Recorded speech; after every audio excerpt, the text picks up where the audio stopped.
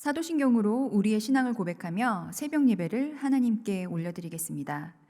전능하사 천지를 만드신 하나님 아버지를 내가 믿사오며 그 외아들 우리 주 예수 그리스도를 믿사오니 이는 성령으로 잉태하사 동정녀 마리아에게 나시고 본디오 빌라도에게 고난을 받으사 십자가에 못 박혀 죽으시고 장사한 지 사흘 만에 죽은 자 가운데서 다시 살아나시며 하늘에 오르사 전능하신 하나님 우편에 앉아 계시다가 저리로서 산자와 죽은 자를 심판하러 오시리라. 성령을 믿사오며 거룩한 공예와 성도가 서로 교통하는 것과 죄를 사하여 주시는 것과 몸이 다시 사는 것과 영원히 사는 것을 믿사옵나이다. 아멘.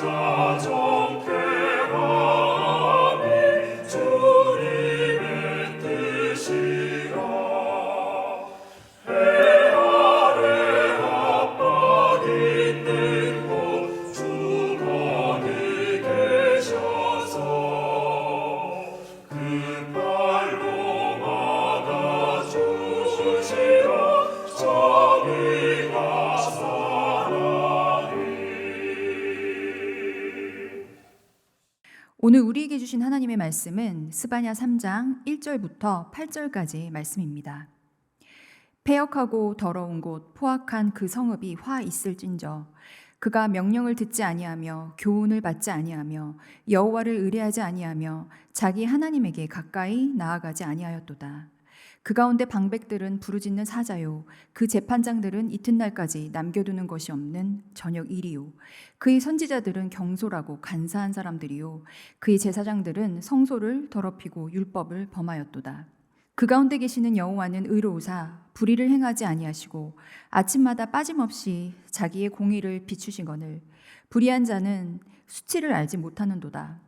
내가 여러 나라를 끊어버렸으므로 그들의 망대가 파괴되었고 내가 그들의 거리를 비게 하여 지나가는 자가 없게 하였으므로 그들의 모든 성읍이 황폐하며 사람이 없으며 거주할 자가 없게 되었느니라. 내가 이르기를 너는 오직 나를 경외하고 교훈을 받으라. 그리하면 내가 형벌을 내리기로 정하기는 하였지만 너의 거처가 끊어지지 아니하리라 하였으나 그들이 부지런히 그들의 모든 행위를 더럽게 하였느니라. 나 여호와가 말하노라. 그러므로 내가 일어나 벌할 날까지 너희는 나를 기다리라. 내가 뜻을 정하고 나의 분노와 모든 진노를 쏟으려고 여러 나라를 소집하며 왕국들을 모으리라. 온 땅이 나의 질투의 불에 소멸되리라. 아멘.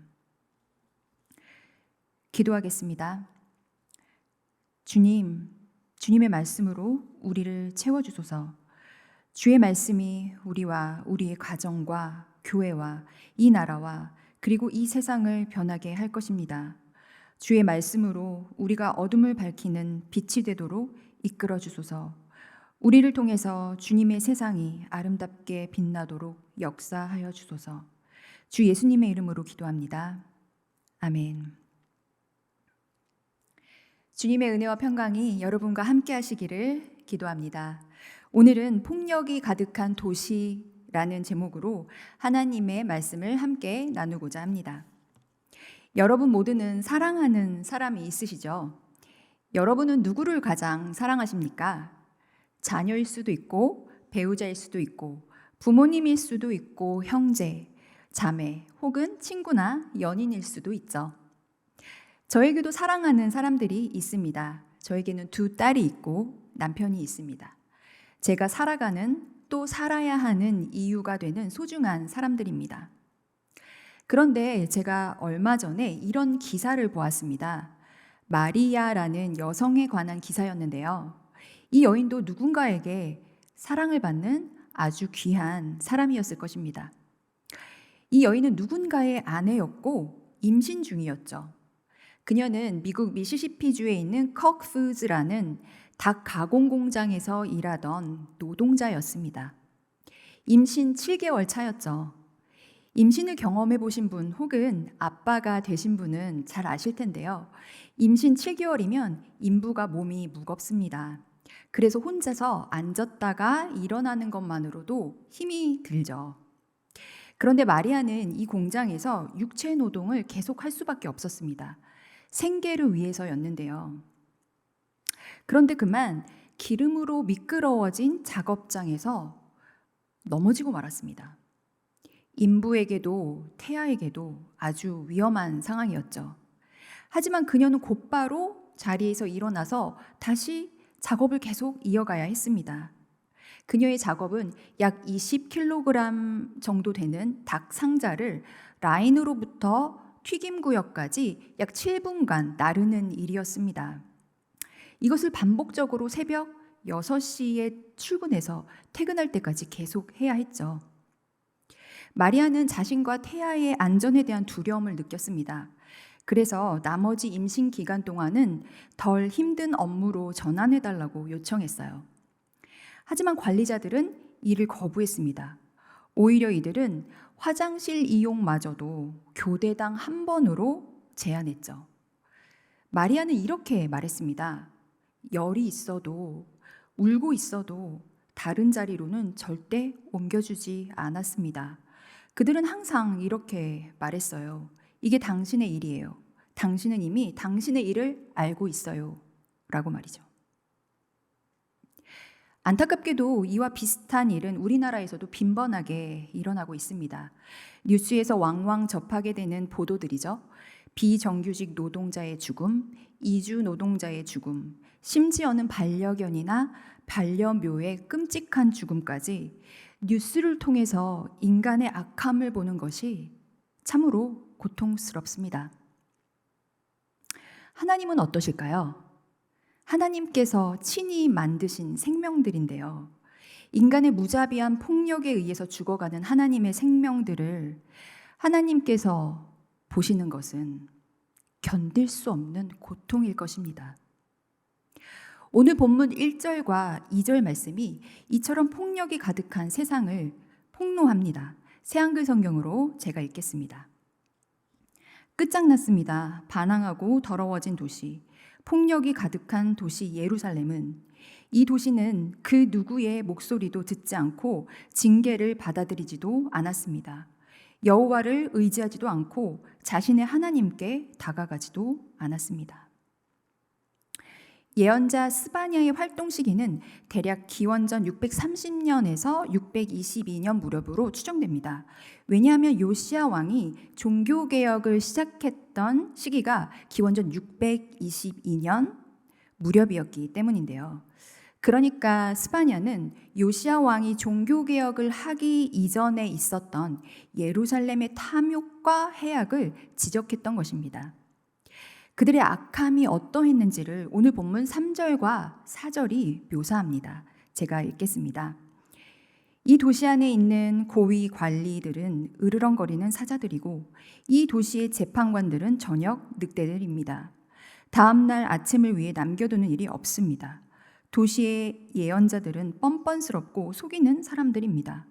도시의 제사장들은 거룩한 것을 더럽히고 율법을 난폭하게 다룹니다. 당시 예루살렘 곧 남왕국에는 국법이 있었습니다. 바로 토라, 하나님의 율법이 그들의 법이었습니다. 그런데 왕정시대의 율법은 사실상 왕의 권력보다 낮았죠. 권력자의 탐욕은 하나님의 법, 곧 토라를 무시해버렸습니다. 공의로 백성을 재판하라, 뇌물을 받지 말라, 내가 전하라고 명하지 않은 말을 말하지 말라, 가난하고 궁핍한 품꾼을 학대하지 말라. 나그네와 고아와 과부의 몫을 남겨두라 등의 하나님의 율법은 지켜지지 않았습니다. 그래서 공의의 하나님께서는 본문 7절과 같이 경고하셨습니다. 제가 읽겠습니다. 내가 말했다. 참으로 너 예루살렘은 나를 두려워해라. 징계를 받아들여라. 그러면 예루살렘이 머물 곳이 없어지지 않을 것이다. 내가 예루살렘에 내릴 벌을 다 내리지는 않겠다. 그런데도 예루살렘 사람들이 일찍 일어나 하는 행동마다 썩어 빠졌다. 징계를 받아들이고 돌이켰다면 예루살렘이 없어지지는 않았을 텐데 말이죠. 그러나 예루살렘 사람들은 끝끝내 돌이키지 않았습니다. 요시야 왕이 종교개혁을 시도했고 우상과 악을 제거하려고 노력했지만 그것이 완전하지는 않았으니까요. 예루살렘의 탐욕에서 비롯된 우상 숭배와 폭력은 그곳에서 사라지지 않았습니다. 요시야 왕의 아들이자 남왕국의 마지막 왕이었던 시드기야 왕이 치리했던 시대의 상황을 에스겔은 이렇게 고발했습니다. 보라, 이스라엘의 우두머리들이 저마다 너희 안에서 권력을 누리려고 남의 피를 쏟았다. 아버지와 어머니를 그들이 너희 안에서 하찮게 여기고 너희 가운데 이주민을 억누르는 식으로 대했다. 너희 안에서 부모 없는 아이와 남편 여인 여자를 짓눌렀다. 뇌물을 사람들이 너희 안에서 받고는 남의 피를 쏟기도 했다. 네가 이자와 웃돈을 취했다. 네가 너희 이웃들을 착취하여 이득을 챙겼다. 그러면서 나를 네가 잊어버렸다. 주 여호와의 말씀입니다. 결국 이렇게 악한 예루살렘에 하나님의 진노가 임합니다.